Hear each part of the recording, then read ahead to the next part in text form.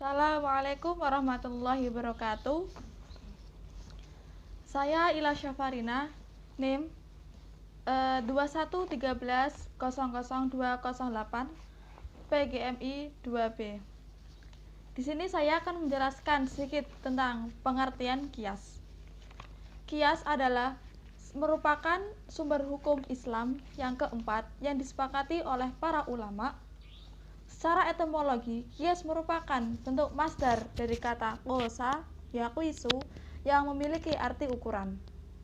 Di dalam ilmu usul fiqih menjelaskan bahwa kias merupakan menyamakan sesuatu kejadian yang tidak ada nas atau hukumnya dengan kepada kejadian yang ada nas atau hukumnya dalam hukum yang menjadi ketetapan nas karena persamaan ilat antara hukum dan kejadian tersebut.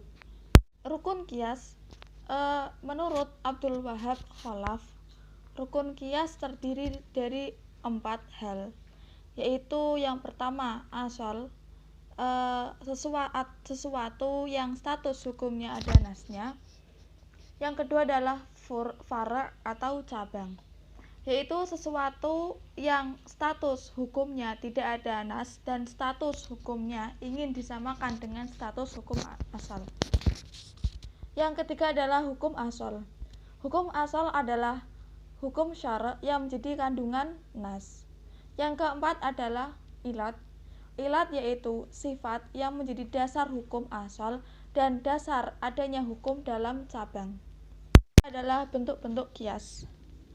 Menurut beberapa ulama, dijelaskan bahwa kias dari bentuknya dibagi menjadi 3 macam.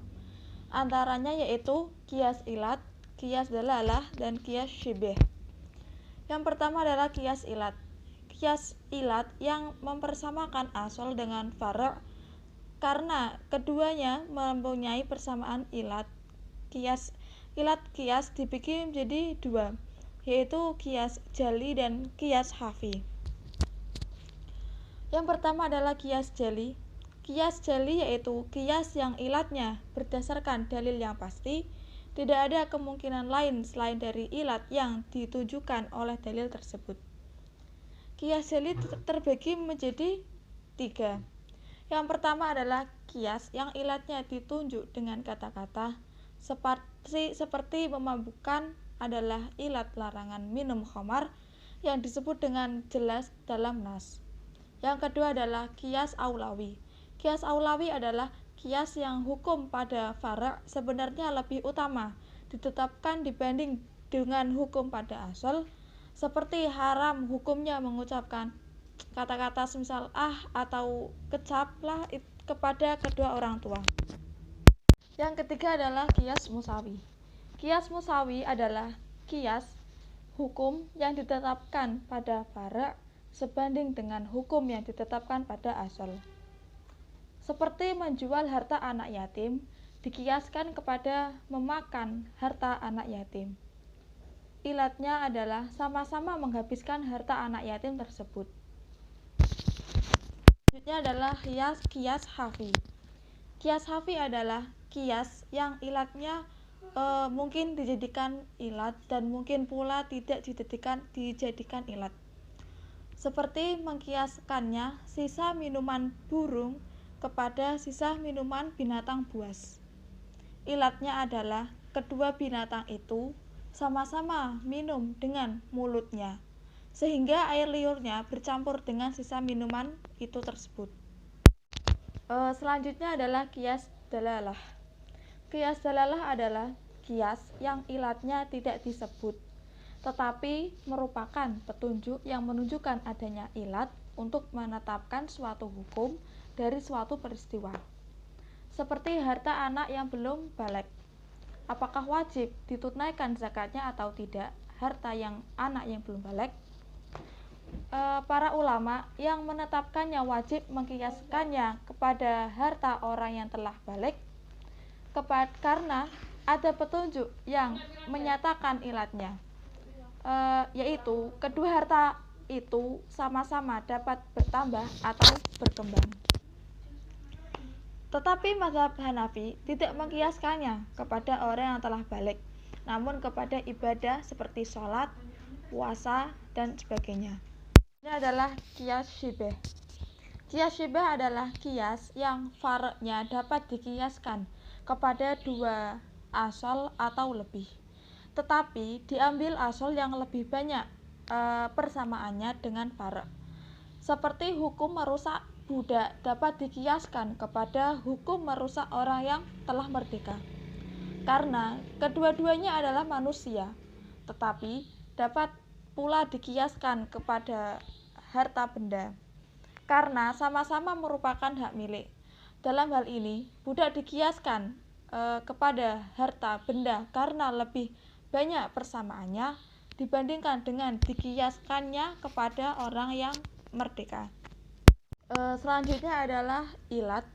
Ilat menurut secara etimologi adalah penyakit atau sakit. Ilat yaitu sifat yang ada pada asal, yang sifat itu menjadi dasar untuk menetapkan hukum asal serta untuk mengetahui hukum pada far' yang belum ditetapkan hukumnya. Pembagian ilat. Para ulama membagi ilat hukum baik dilihat dari segi eksistensinya maupun segi aplikasinya. Sedangkan ilat dibagi menjadi 4, yaitu ilat munasib muasir, yang kedua adalah ilat munasib mulaim. Adalah pembagian ilat. Para ulama membagi ilat hukum baik dilihat dari segi eksistensinya maupun dari segi aplikasinya. Di sini para ulama membagi ilat menjadi 4 bagian. Yang pertama, ilat munasib muasir. Yang kedua, ilat munasib mulaim. Yang ketiga adalah munasib mursal, dan yang terakhir adalah munasib mulghah. Yang pertama, di sini saya akan menjelaskan tentang ilat munasib muasir. Ilat munasib muasir adalah ilat yang persesuaian yang diungkapkan oleh syari' ya dengan sempurna, atau dengan perkataan lain bahwa pencipta hukum telah menciptakan hukum sesuai dengan sifat itu. Yang kedua adalah ilat munasib mulaim. Munasib mulaim yaitu perseruan yang diungkapkan syari' pada satu jalan saja. Maksudnya ialah persesuaian itu tidak diungkapkan syari' sebagai ilat hukum pada masalah yang sedang dihadapi, tetapi diungkapkan sebagai ilat hukum dan disebut dengan nas pada masalah yang lain yang sejenis dengan hukum yang sedang dihadapi.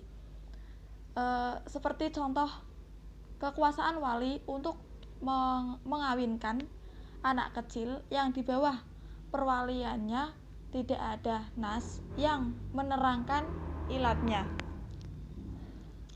Pada masalah lain, yaitu pengurusan harta anak yatim yang masih kecil, syara' mengungkapkan keadaan kecil sebagai ilat hukum yang menyebabkan wali berkuasa atas harta anak yatim yang berada di bawah perwaliannya tersebut. Ini adalah munasib mursal. Munasib mursal yang tidak diinginkan dan tidak pula diungkapkan oleh syari'.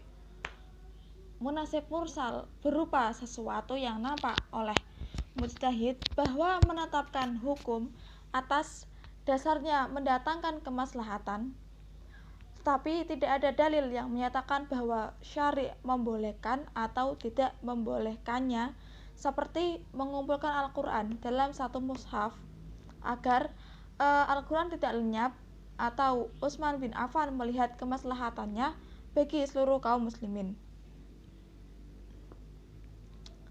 yaitu Al-Quran tidak lagi berserakan karena telah tertulis dalam satu buku serta dapat menghindarkan kaum muslimin dari kemungkinan terjadinya perselisihan tentang dielek-eleknya Al-Quran.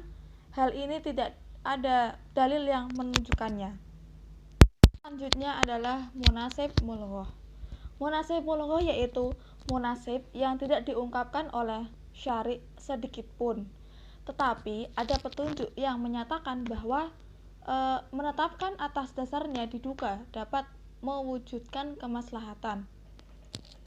Dalam pada hari itu syari' tidak menyusun hukum sesuai dengan sifat atau ilat tersebut.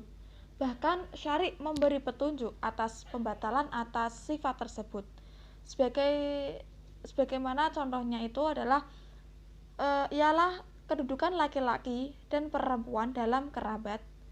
Kemudian atas dasar persamaan itu mungkin dapat ditetapkan pula persamaan dalam warisan.